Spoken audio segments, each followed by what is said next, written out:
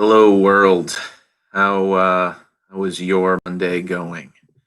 I took the day off yesterday to support a friend and enjoy my Sunday. But it was a day that was pretty heavy in the idea of relationship and developing relationship. And relationships are something that Biz and I talk a lot about in our personal work, as well as like our inner work. And as we explore those concepts, we've had an opportunity to really fine tune our own thoughts about relationship and how relationships and the spiritual path, um, you know, should really ideally weave together like threads that create the tapestry of our lives. I started thinking about this stuff, I think at the same time that a lot of us do, when we're in our late adolescence, early adulthood, and we're trying to figure out what relationships mean for us: romantic relationships, friendships, familial relationships. Um, and we get so caught up in the external focus of what our relationships can, might, and should be. Um, and society is always ready to kind of give us their point of view. And I say there, I mean, kind of the external viewpoint on, how the group feels about relationships. So I personally, again, being really interested in monastic paths from the time I was a kid, and Buddhism in particular, the idea that relationships are this thing to be not avoided, but I think in some of the really basic interpretations, especially a child like interpretation of some of the thoughts on why we become monastics. We say that relationships are attachments. Romantic relationships in particular are attachments. And I have batted those concepts back and forth quite a bit over the course of my life. And they have really forced me at every level of my romantic relationships, my friendships, my familial relationships, and my relationships, most importantly to myself, to really call into question any assumptions that I might make or receive from outside of myself. So I want to kind of start at the beginning and give us, kind of a beginning point to understand, the way that I view all of this stuff. So first and foremost, I believe that we are all practicing a sort of spiritual polyamory. Biz and I talk a lot about this word. We both self-identify as, practicing polyamory, completely made up word from a Greek and a Latin root. So, who the hell knows what any of this stuff means? But the common conception around polyamory is that, I am in an open relationship and I can sleep with whoever I want and I can do all those sorts of things. But what that really means to us in the spiritual framework is that we are all first in relationship to ourselves. And so all other relationships outside of ourselves mean that we are in a polyamorous relationship because we love ourselves and then we love others. And so one of my phrases that I like to say to Biz a lot is, love yourself the most and everyone else a close second. And that to me really kind of sums up my point of view on all relationships. So ideally for me, all all of our other relationships are outgrowths, um, and or yeah, are outgrowths of that primary relationship. And then, the strength of my relationship to myself will generally be able to translate itself into the strength of my external relationships. So, when we're thinking about other relationships outside of ourselves, ideally, from my point of view, at least the way I tend to see it, is because we're approaching it from a spiritual standpoint, we're looking to develop relationships that, um, you know, resonate or align with our internal structures, our internal values. The place where that becomes the most tricky, and I actually did a video about this last holiday season because it felt really important for people around the holidays, especially as we all struggle with our family relationships, um, to be able to examine our family relationships, because I know that for so many of us, that's where we reach our first hiccup about relationship, right? And then all of our other relationships almost like kind of mirror those struggles that we had with our family. And so in so many ways, we can it's kind of the well that we always return back to. So because our familial relationships are really not by choice, quote unquote, I have found that so many people have these kind of built-in traumas around the nature of the familial relationship and the nature of how we relate to others, based on what was set in place and set in motion, very early on in our life. So I want to start there, right? Because that on some level, has nothing to do with us. We don't get to choose our family. We kind of have to deal with what we get when it comes to the family relationship. So a lot of what we talk a lot, talk about in our personal work and work with clients and work with friends of ours is this, just the word ancestor, the word ancestry, the main framework that comes up around is around ancestral trauma, um, ancestral relationships, generational trauma.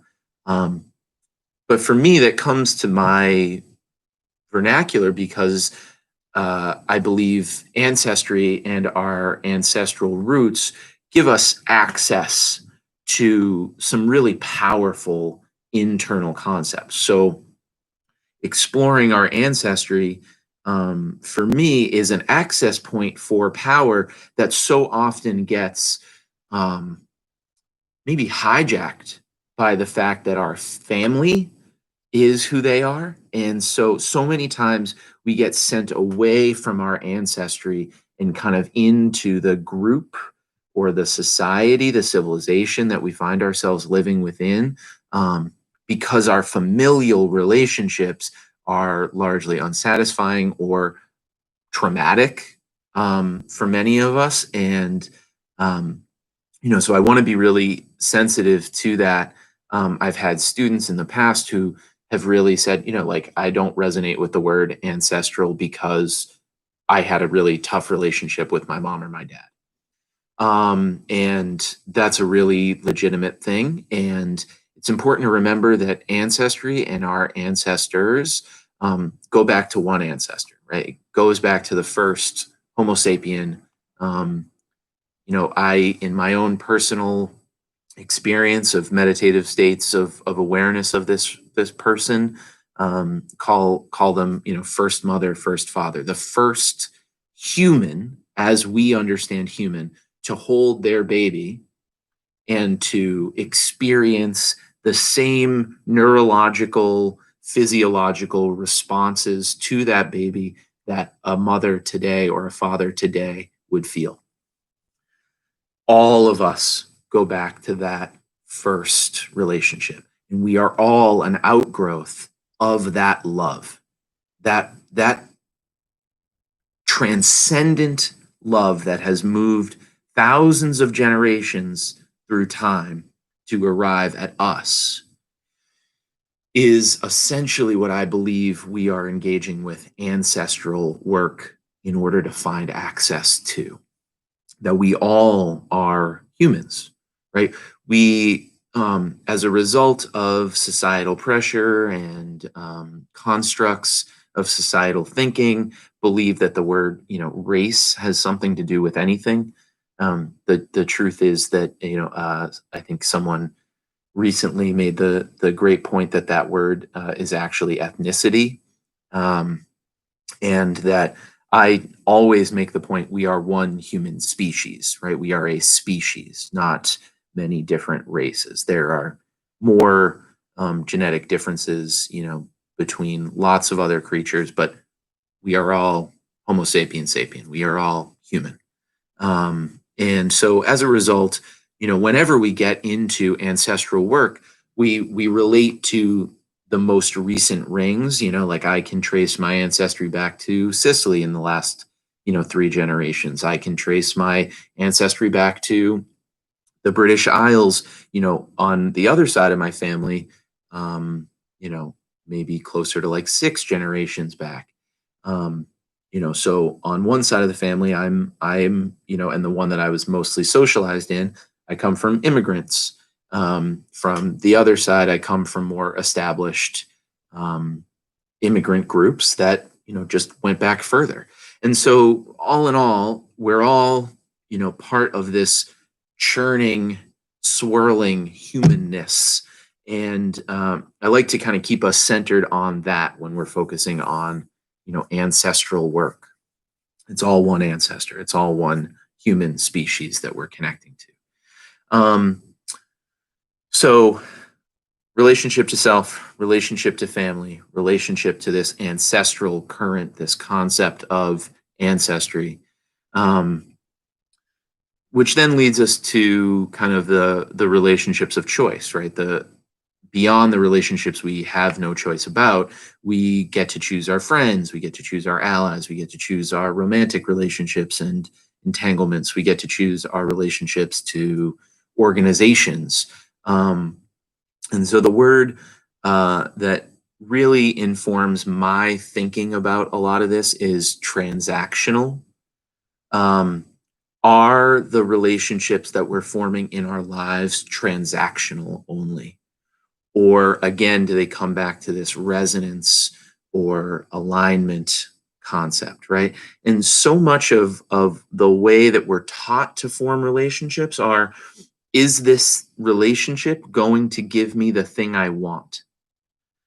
And is the thing I want going to continue to serve me? So we have this very self-oriented relationship to other. Um, even the idea in traditional, in the way our society views things of gift giving actually emerges from a concept of coercion, right? I'm giving you a gift to coerce you into liking me.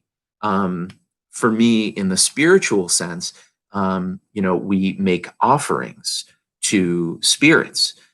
It's coercion, it's enticement. Please like me. See, I have this pretty thing for you. Um, and it, for me, erodes the nature of trust. It erodes our ability to trust one another beyond the point of manipulation, right? If I can't trust you to not just want something from me, then I can't really trust you. I can trust you to be who you are. I can trust you to want what you want, but really it becomes this sort of like power game. Behind me is somewhere in there is The Prince by Machiavelli, and these power politics concepts and these abilities to read other people's intents and desires and to manipulate and maneuver myself around them. This is a very manipulative and unwell, very toxic way of engaging with others. Um, and when viewed through the spiritual lens, when viewed through the monastic lens for myself, but viewed through any real lens, we can see that thinking leads us down a road. And I think all we have to really do is look around us to see the mistrustful or the distrustful nature of human relationship now, to see where that takes us, right? It takes us to this um, deeply cynical, deeply, kind of toxic way of relating to one another, where no one can trust each other's motives, um, in a way that feels like, mutual aid and cooperation and support of one another, um, is maybe even not even possible anymore from that framework. And so for me, I really believe that if we're going to move forward, similar to, as I've said, with this dialectical spirituality, we have to move forward with this kind of non transactional spirituality, right? This idea that if I'm making offerings to a spirit, I'm making offerings to a spirit out of a desire to share, out of a desire to invite into exchange with me, right? That there's no withholding, and there's no manipulation meant to be engaged with. And for me, that's really where we can think about our relationships with regard to friendships, allyship, organizational structures that we choose to work with. And the truth of the matter is, for me, that as much as we might want to not see that transactional piece, we have to look within to notice it in ourselves in order to be able to notice it in the world at large, right? I can't just say, "Oh, you're all so transactional," and then say, "I'm not." Right? I have to say, "Huh, isn't that interesting? We're all being taught to be transactional," which means that if I want to engage in non-transactional relationships, that means I have to do the inner work of moving beyond transactional relationship first, and then wish it of my relationships outward from there. Again, because everything starts with my relationship to myself and then radiates out into my relationships with other. So that for me is kind of the foundational baseline of our thinking, how we can work to understand relationships outside of ourselves. So, friendships, and these ideas of mutual aid and support, for me is about a desire to share, a desire to connect, right? We are social animals. This is about the middle center for me. Relationship is about the middle center. So for all of it, it all comes back to this relationship to silence, this relationship to listening to others, this relationship, all relationship with other emerges from my ability to be silent and to receive others' words, not from a place of trying to defeat, not from a place of trying to compete, not from a place of trying to poke holes in someone's point of view, but from the idea that I'm going to receive your words and I'm going to attempt to understand them from a place of what is it that you mean? What is it that you're trying to communicate with me? If all we had was interpretive dance, then we would still be trying to communicate something so difficult, right? Something ineffable, my own personal truth. So all relationship, all communication is about me as an individual with my relationship to myself, trying to connect to you and your relationship to yourself, and us sharing and connecting about that relationship and our shared relationship to reality. Because reality is in so many ways happening at us.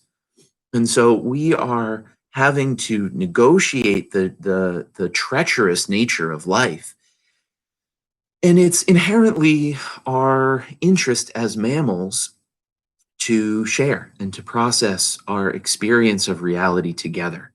And so, friendship and allyship and mutual support and mutual interest in each other's gain and growth and evolution really has to be that underlying baseline for all relationship outside of ourselves.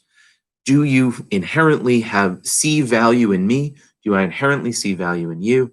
Do we want to raise each other up in our shared mutual connection with each other?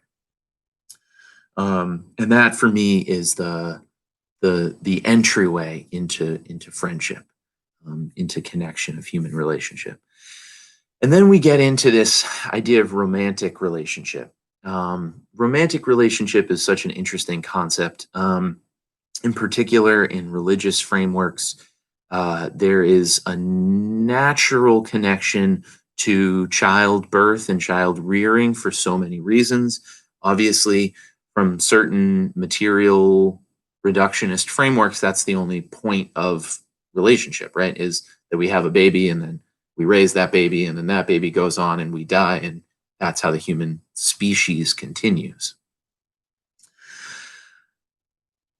But I think in our new sensibilities, and I mean new because our material circumstances are new, right? We've never had this level of material abundance and ease before in human history. And so as a result, our material conditions are different. And so our relationship to romantic connection is different. Romantic relationship no longer means purely I'm trying to have a baby with you. It means something different, right? Love means something different as a result of the romantic revolution in our fiction, right? And so we have these concepts of love, but we don't really have societal structures to understand love. We just have this kind of like romantic notion about what romantic love is. It's an over idealized romantic relationship. Um, and so this brings us into some ineffable stuff, right? The idea of chemistry, the idea of attraction, the idea of compatibility, the idea of, again, I think it's built on the lattice, right? Relationship to self is this base of the pillar. Relationship to our family comes up from there. Relationship with our friendships, our acquaintances, and our organizations comes next. And then this idea that I'm gonna find a mate or someone who is like a companion for me, someone who will traverse the obstacles of life in a more intimate way with me, and engage with me in my nakedness, right, in my states of undress. And as a result, they are the ones who we in many ways trust the most. And as a result are welcomed deeper into our personal lives than many others or maybe any others will ever get. And as a result, I think we want to skip past making sure that everybody's safe. I'm so happy to see so many people really exploring the ideas of consent in the world around us, really exploring and doing deep, hard work, the internal, deep, hard work of exploring what is, kind of this constant relationship to, I choose this, I say yes to this, which means that saying no has to always be an option, because of the inherent nature of um, that intimacy. And that emerges from kind of the sadness that many of us carry over from the fact that we never got a chance to say yes or no to our familial relationships, right? That so many of our romantic relationships were almost unconscious outgrowths of our familial relationships. The way we understand our relationship to our family becomes the way we relate to our romantic partners. And I think for many folks, that became either something that was happening at us traumatically, like, oh, I had this traumatic relationship, so now I've continued to build in these toxic relationships over time, or oh, I had this unhealthy relationship, so I've continued to foster unhealthy, toxic relationships going forward. And whether we're the victim or the perpetrator, we're all kind of the victim and the perpetrator in that way. And there's this ownership inside of ourselves that we all have to, not have to, but I think over time get to take, about how we own the relationships that we form. And the relationship that was in many instances given to us unconsciously, passively received by us, about the way that we can say yes or no to things, right? Many of us know that consent is important, but very few of us are really given a framework to understand how to use consent, right? Because so little, especially in our childhood, especially in our modern conception of childhood, raised in school, really ever get to consent, right? You didn't consent to what the way things are. Things just are the way they are, and you fucking deal with them, right? And that's not healthy. It's just not healthy, unfortunately. And so, as we form our romantic relationships, I think in this new time with this new sort of non-transactional framework around relationship, right, where I don't have to court someone and then give their family a dowry, or they don't have to pay me to take their lesser property off of their hands, right? We're just all individual equals, framing ourselves in the idea that we want to relate to one another and connect with one another. And some of those relations and connections include a sexual interaction. It's incumbent on us now in this new time, this new place, to be able to find a new way of connecting and relating and allowing people to come in and to leave, to arrive, share a moment of intimacy, and then life takes us in a separate direction, right? And so there's this impermanence concept that really kind of moves through all of our work, I think, and all of my work in particular, as I really meditate on the idea that all relationships end, right? Till death do us part is still saying this relationship's going to end at some point. And remembering this impermanence, the mandala of our relationship, right? I have some images of mandalas on the wall here, because this idea that we build a beautiful thing knowing it will be destroyed. We build a beautiful thing knowing one day it will go away. And so we don't hold on too tight to it. We allow it to be a fluid and flowing aspect of our relationship, again, to ourselves, right? And so, again, I wanted to use today to talk about relationship. So I'll just kind of sum it all up at the end. Anybody who's made it this far with me, thank you so much for listening to my ramblings. But this relationship to self, relationship to family, relationship to our acquaintances and interactions, our friendships, and all of that, our relationship to our romantic connections, and then lastly, built on top of, in the following along the line of biological function, we then have our relationship to our children, child rearing. I am not a parent. I have been a teacher of children most of my life, through martial arts and coaching and working with kids to develop their skills. But I do not have any children of my own. I have nieces, and so hopefully soon, a new nephew potentially. Who knows? But the way we relate to children feels like a whole separate piece of this, because it is now no longer working with ancestral or behind or that which has been, but it's more about creating that which comes next. And so I refer to that as the line of descendants that go forward into time. So I'll probably create a whole separate video talking about children, our relationship to children, children's relationship to us, and all of that sort of stuff. But I wanted to kind of, that's the top of the pyramid, so to speak, of all of this relationship work. So I wanted to kind of begin that conversation, and I thank you for following along with me, and I hope you have a beautiful day. Today is kind of unofficially the start of our equinox work, and so expect kind of some videos on the equinox and some of the solar rituals kind of over the rest of the week. And I look forward to sharing more with you. Have a good day. Be well.